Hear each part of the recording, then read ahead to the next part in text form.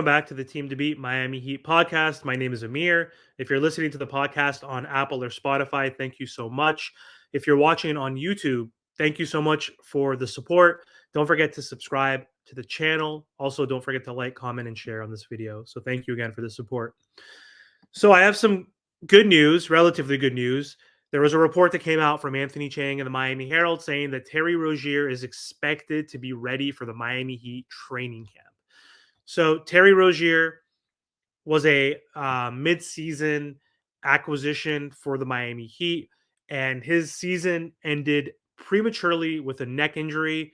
Um, Kind of baffled, like a lot of other Heat fans out there, how Terry Rozier sustained this injury. He was playing really, really good basketball for the last few weeks before the end of the season, where I believe he was averaging like 26 points per game. Tyler Hero just finally came back. He played with him for a couple games before he ultimately got hurt with this mysterious neck injury.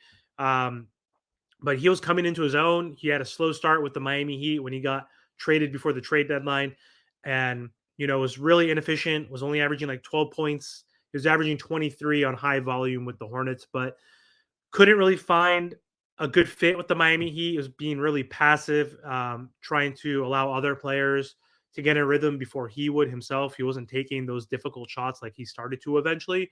But either way, the hope and expectation for Terry Rozier, again, is his neck injury will heal and he'll be ready for the start of training camp in October.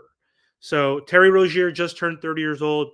And again, he was signed for this team or traded to this team to help elevate the Miami Heat from a backcourt position perspective. So he was replacing Kyle Lowry, who was only averaging like 7 or 8 points on this team.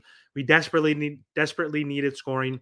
Team was only 21st in offensive ranking this season. So even with Terry Rozier, the offensive rating improved only slightly, but that was also due to the fact that Tyler Hero missed 40 games, Jimmy Butler missed 20 plus games, Rozier missed like 10, Bam missed 10, and a whole bunch of other players, obviously. So Terry Rozier did deal with also a knee injury that sidelined him briefly. So Rozier played only 31 games with the Miami Heat. He did average 16.4 points per game for the Heat in that time span. So Rozier played his final game of the season on April 7th. It was thought that the neck injury was only going to be a minor issue. And he, in fact, attempted to play through it in a game. But after sitting out the final 4 games of the regular season, he did not take part in Miami's play-in tournament. He missed both of those games. The Heat were being optimistic, but also being super cautious because it was a neck injury. They thought he might return to the Boston Celtics series in the first round, but he did not return in the 5-game series. They said he was going to be week to week. And, there was going to be time for him to process the injury.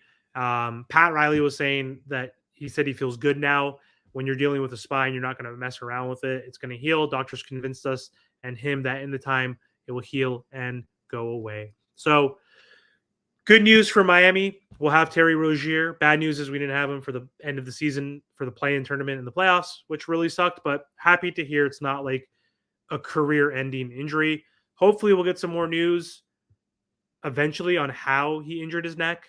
We'll see, because we could have definitely used him against the Celtics, and it would have been fun to watch him play against his former team. But anyway, that's all I have for this video. Let me know what you guys think in the comments.